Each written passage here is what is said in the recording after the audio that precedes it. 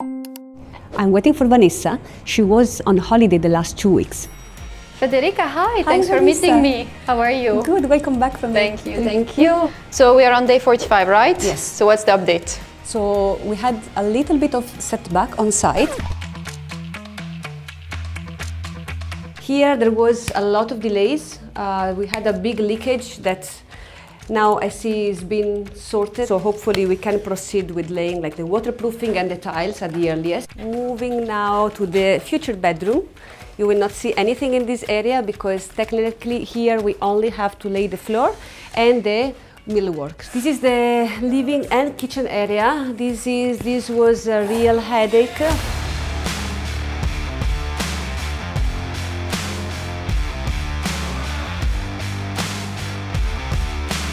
We had a supplier first that told us that the plan could not be removed. So really we spent 2 weeks, 2 to 3 weeks trying to figure out how to clad this plan in order not to demolish this cabinet below because we want to reuse them to save cost. We have actually just selected the sample, a beautiful sample for the kitchen countertop. This is the final one that I have selected. And now I'm actually gonna show you the most advanced part of this renovation, the toilet. Voila! This will be a great relief because it means that we start seeing at least the finishes. I see on side that there is the bathtub. I think it's gonna look fantastic in the place there. It fits perfectly. There is some space around, so it will not be cramped. Guys, here is the faucet. I'm so happy. It looks really nice and elegant. Plus, is a low flow faucet. Okay, all of this sounds intense. Are we still on track? I prefer to show you. Come.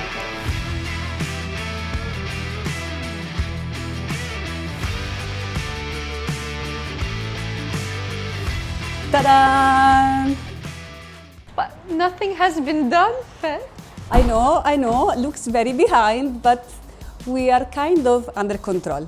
Okay. I'm not gonna lie to you, we are late, but somehow things are not very visible. They're gonna come all together the next 2 weeks.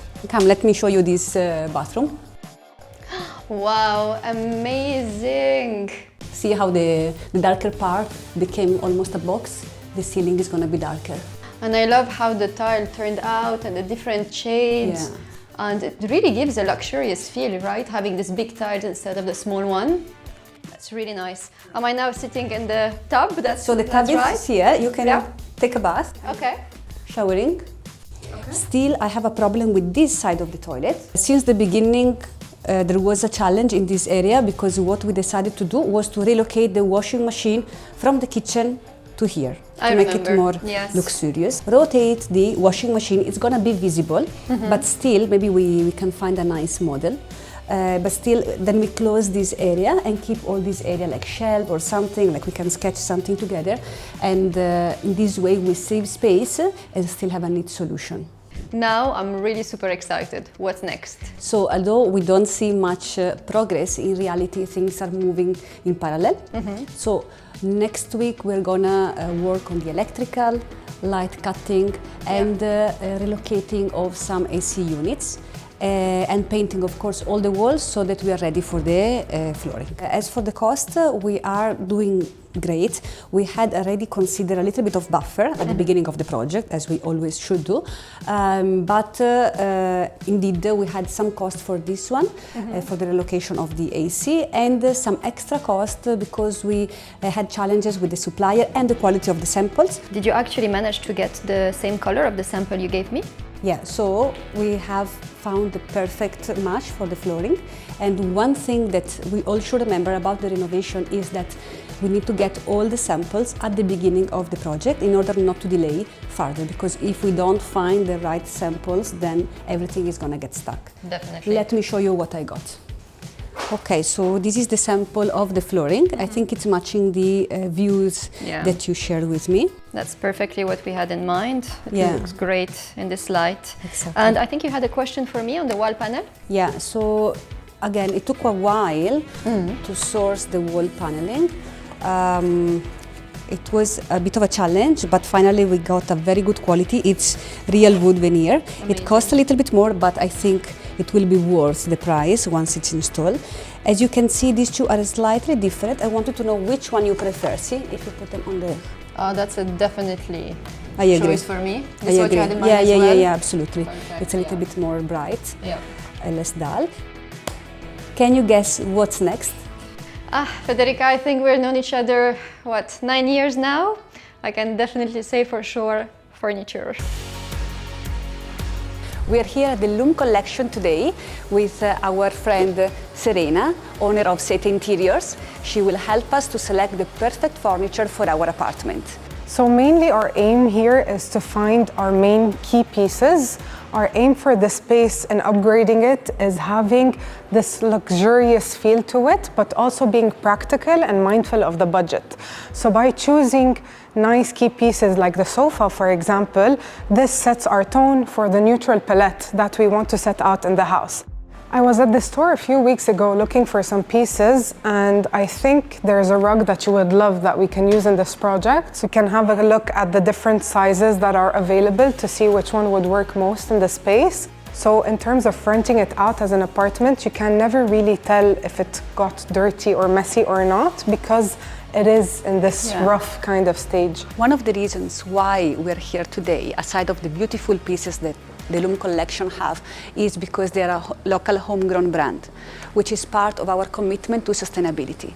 Indeed, having local brands help the local economy, as well help reducing carbon footprint, because the pieces are available locally and we don't need to ship it from far. What about this one?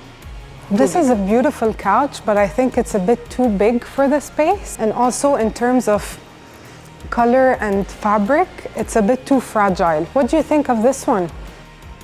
Oh, I think it's a good fit.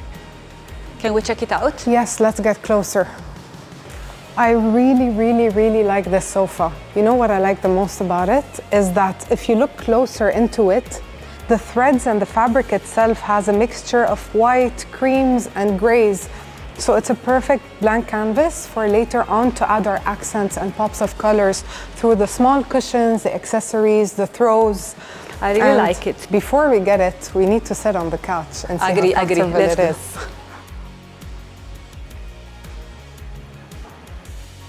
What do you think? That's comfortable. I mean, for a sofa bed, it looks beautiful. Yeah, it's very comfortable. Rare. I would never be able to tell it is a sofa bed. Exactly. Speaking about color palettes, I have a great tip. Usually it's always best to start with an overall mood board or color palette, or be able to know ahead of time what are the colors we would like to integrate. So for example, in this space that we're doing, we're thinking of a more soft neutrals kind of color palette. So it's always best to add a base tonality, which is the creams, the neutrals, and then from there we can add other colors that we would use as accents. So as opposed to going, for example, for a blue couch, I would go for a neutral colored couch and then choose the cushions to have colors. So another one of the key pieces I want to get from this shop is the dining chairs. And when I talk about dining chairs, in this specific scenario, we're talking about a counter stool, because we don't have a regular dining chair in the space. People are actually eating at the kitchen island. So it's higher, like something like this? For a bar stool, it's a bit higher for a cocktail table. So if I were to use a bar stool in the space, it would not be comfortable. I understand. I'm sure we're going to have the perfect counter stool from here to choose one of them. You know, I saw something over there. Do you want to check it out? Yes, let's go have a look.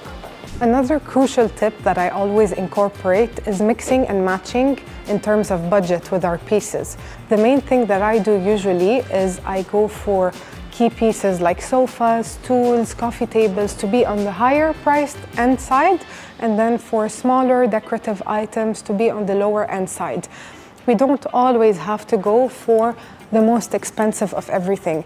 By mixing and matching and choosing the key elements to be in the higher priced items, we can have a nice blend all over together. I love the shape of it, how it curves, and it has a back, so it would support you, for longer meals, and you can even work at the kitchen island. It's really comfortable. And it has a zip over here, which means the cover is removable, so you can clean it easily. That's really good. I think it's a really good choice. And the fabric blends in well with the sofa that we saw. As you can see, each renovation comes with their challenges, but we are overcoming them one by one. So let me take you through this metaphorical way of climbing the ladder together. We went through the demolition, the plumbing, the tiling, and next would be the flooring, the lighting, and the furniture. So stay tuned for the next episode of Flipping Dubai, and you can see the big reveal of the apartment. Federica, we've been through this together after 5 months of this long journey. I think the most important question of all, are you ready to do it again?